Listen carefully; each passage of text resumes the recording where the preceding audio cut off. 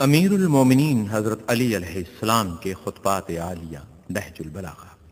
جب زرار ابن زمرتزبائی حاکم شام کے پاس گئے اور حاکم شام نے امیر المومنین حضرت علی علیہ السلام کے متعلق ان سے سوال کیا تو انہوں نے کہا کہ میں اس امر کی شہادت دیتا ہوں کہ میں نے بعض موقعوں پر حضرت علی کو دیکھا جبکہ رات اپنے دامن ظلمت کو پھیلا چکی تھی تو حضرت علی محراب عبادت میں استادہ ریشی مبارک کو ہاتھوں میں پکڑے ہوئے مارگزیدہ کی طرح تڑپ رہے تھے اور غم رسیدہ کی طرح رو رہے تھے اور کہہ رہے تھے، اے دنیا دور ہو جا مجھ سے، کیا میرے سامنے اپنے کو لاتی ہے یا میری دل دادا و فرشتہ بن کر آتی ہے؟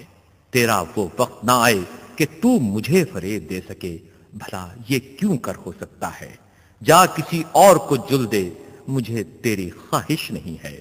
میں تو 3 بار تجھے طلاق دے چکا ہوں کہ جس کے بعد رجوع کرنے کی گنجائش نہیں۔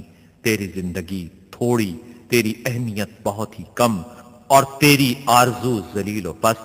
افسوس زاد راہ تھوڑا، راستہ طویل، سفر دور دراز اور منزل سخت ہے۔